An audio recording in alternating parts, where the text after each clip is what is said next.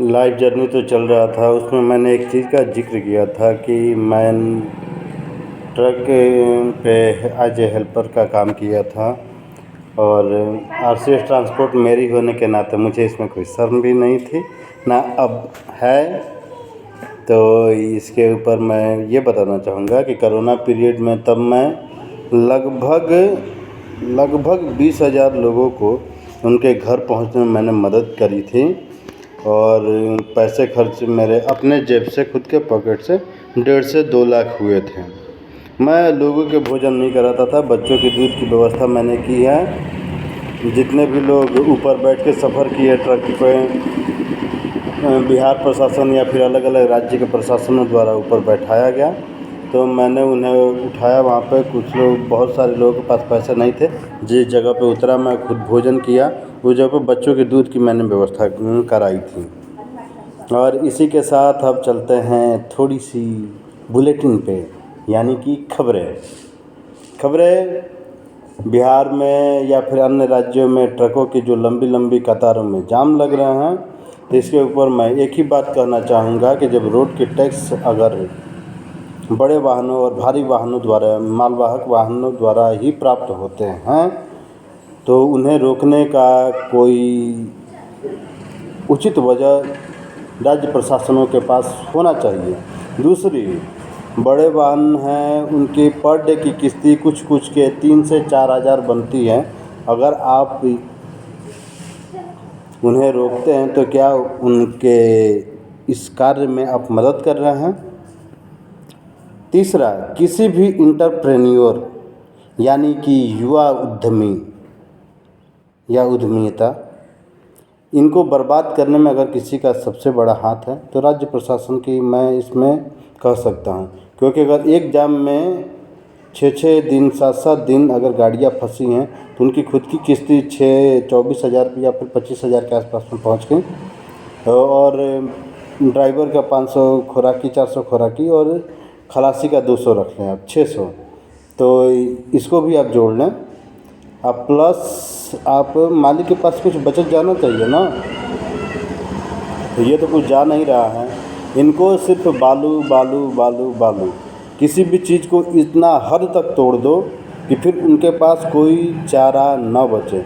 तो जिस तरह से आप इंटरप्रेन्योरशिप को बर्बाद कर रहे हैं और राज्य में एक दक्ष पुलिस, स्वच्छ राज्य और भय मुक्त राज्य की तरफ आप कितने अग्रसर हो रहे हैं। दूसरा, राज्य की जितनी भी बहालियाँ हो रही हैं, हर बहालियों को पूर्ण रूप से कराने के लिए क्या धरना प्रदर्शन होना आवश्यक है? अगर आप ये सोच रहे हैं तो अंग्रेज़ों ने कुछ ज़्यादा नहीं किया था। वो भी किसी चीज़ पे ठीक ना होने पे कर लाद देते थे, कर ना जमा होने पे कर बढ़ा देते थे। उनको ये समझ नहीं थी कि जब सामने वाला इतना नहीं दे सकता है तो ये कहाँ से देगा। राज्य, हाँ, बैंकों द्वारा लोन माफ़ी करना मैंने इसमें देखा। तो आप कब तक माफ़ करते रहेंगे? वो कहीं ना कहीं जनता के ही पैसों से बैंकों में जमा है। आप लोन माफ़ कर देते हैं 9 लाख करोड़ या फिर 5 लाख करोड़ जो भी, तो उसकी भरपाई कैसे करेंगे, कहाँ से? तीसरा, राज्य की जो बहालियाँ आ रही हैं उसमें अलग अलग तरह के कोटिवार आरक्षण आपने किया है, जिसमें से एक दो मैं गिना देता हूँ। पिछड़ा, अति पिछड़ा, अनुसूचित, अनुजाति, स्वतंत्रता सेनानी और पहले से कार्यरत, सेवारत, इनकी एक्सपीरियंस। चलिए आप दें, मैं तो कहता हूँ पूरा ही आरक्षण कर दें।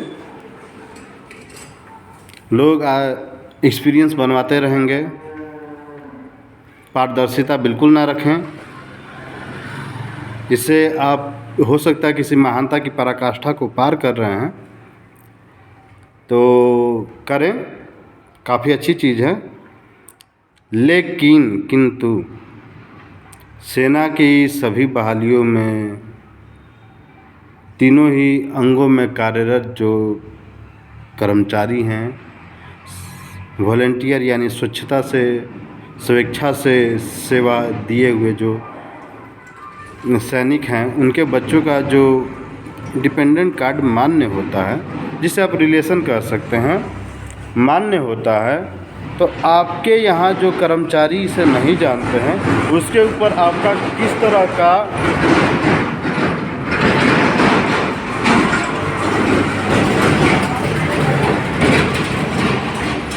एक्शन रहा, आपने तो जानने की भी कोशिश नहीं की होगी। और इससे ज़्यादा लज्जा और घिन्नता का कोई विषय नहीं हो सकता कि किसी देश में जो सैनिक हैं उनके हितों की आवाज़ वो स्वयं उठा रहे हैं, और ऐसे मुर्दा जनप्रतिनिधि या फिर जनपद से चुने गए विधायक, मंत्री, नेतागण या फिर जो कर्मचारी, अधिकारी महोदय अफसरशाही में डूबे हुए हैं,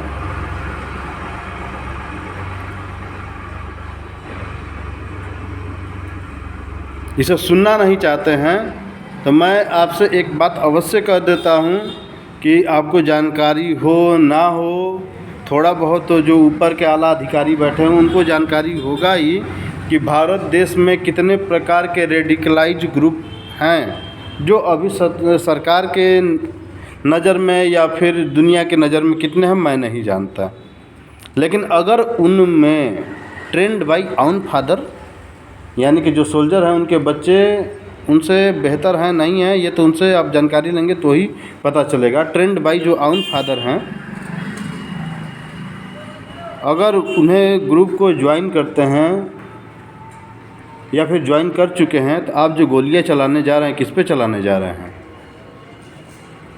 मैंने एक न्यूज़ पढ़ा, काफ़ी पुरानी है, हिडमा नाम का कोई उड़ीसा में माओवादी नक्सलाइट जो भी बोल लें है, जो सरकार की नीतियों से खुश नहीं है होते हैं, तो उनके वो बच्चे की उम्र को 14 साल से उसको दिखाया गया कि वो नक्सली हो गया, नक्सली विचारधारा से प्रभावित हो गया, और उसकी उम्र शायद 23-24 साल, 25-26 साल चल रही है। 26 साल के बच्चे को आपकी पूरी सीआरपीएफ बटालियन या फिर से स्टेट गवर्नमेंट के जो भी में स्टेट पुलिस है वो पकड़ नहीं पा रही है। जनता के बीच में या तो उसका भय व्याप्त है, जो जनता उसके बारे में कुछ बोलना नहीं चाहती, या फिर आप अपनी कोशिशों में नाकाम हो चुके हैं। चाहें वो जिस सोच के लेके बढ़ रहा है या फिर लड़ रहा है, उसमें कहीं ना कहीं जनता की हित छुपी हुई है। तीनों में से ऐसा क्या है?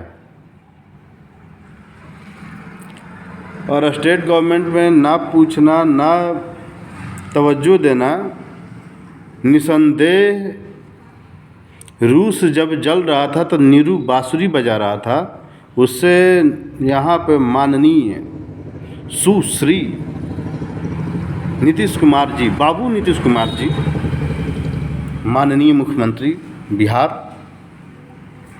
आपको मैं एक बात यहाँ पर स्पष्ट कर देना चाहता हूँ। जहाँ तक अब तक मेरी केस ऑफ वार स्टडी और बिहार राज्य में लेके जानकारी रही है, आपकी जो अंत गति है स्वर्गीय श्रीधर श्री बाबू जी से बदतर होगी। कहीं ना कहीं उनकी इस स्थिति के जिम्मेदार आप स्वयं रहे हैं। आप उजले सफ़ेद पोश के अंदर कितने काले हैं, ये आपके हृदय से ज़्यादा बेहतर कोई नहीं बता सकता, क्योंकि हर बहाली के लिए, पेमेंट के लिए, बहाली के लिए और अपने हक के अधिकार के लिए जनता के ऊपर लाठी बरसा देना, बल प्रयोग करना किसी भी शासन सत्ता के लिए सही नहीं है। और कितने गोलू लापता हैं अभी तक, आपकी ना तो राज्य से पुलिस से बल का कोई इस पर एक्शन रहा, ना राज्य सरकार ने कभी इसके बारे में जानना चाहा। तो ये निसंदेह किसी बहुत बड़े खतरे को अपने तरफ लाने का या फिर आते हुए देख के भी आँख मूंदने का प्रयास मात्र मान सकते हैं, क्योंकि गिरगिटों की भांति पत्तों में सर छुपा लेने से पूरा शरीर दुनिया को दिखना बंद नहीं होता। नमस्कार।